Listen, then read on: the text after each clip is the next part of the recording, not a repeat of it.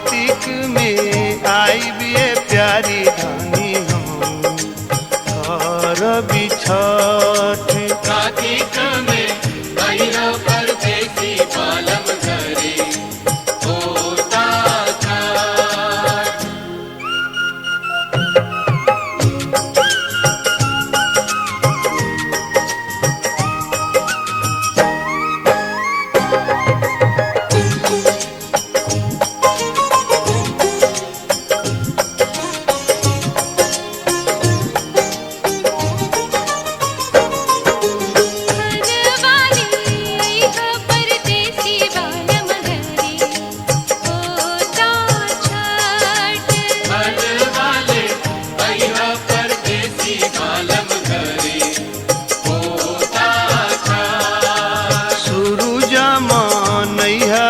प्यारी धानी हम करब छठ।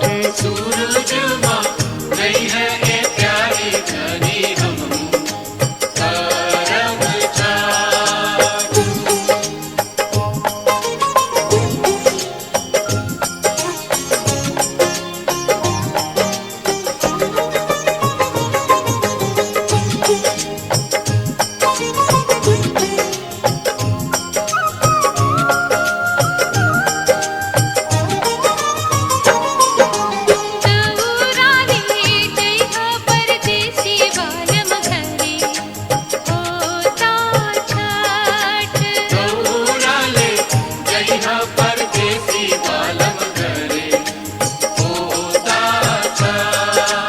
गेहुआ धोवई है ये प्यारी धानी हम करब छठ।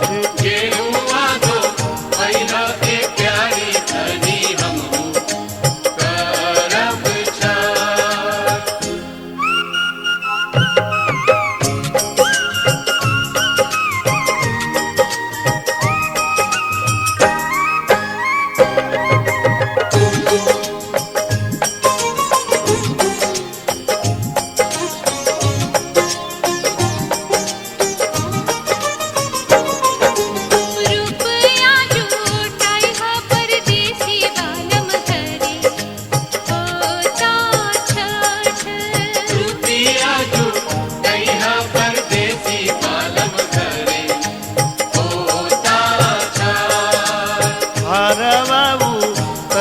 ये प्यारी धानी हम करब छठ।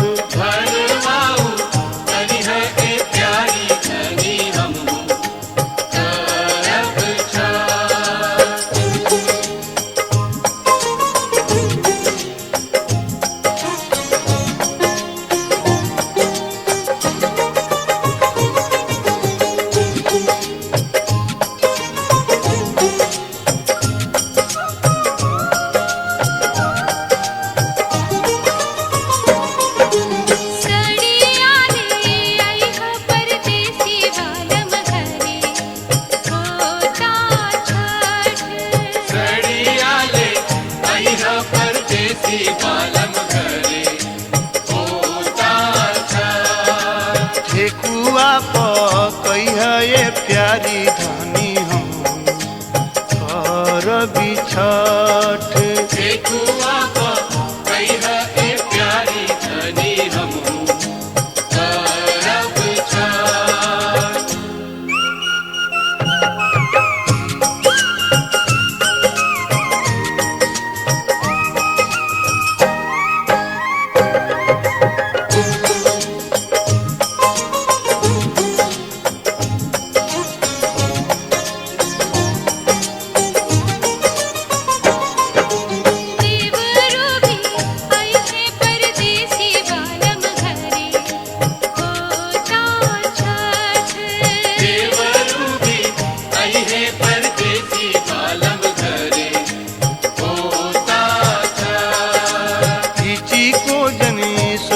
ये प्यारी धानी गाई करब छठ।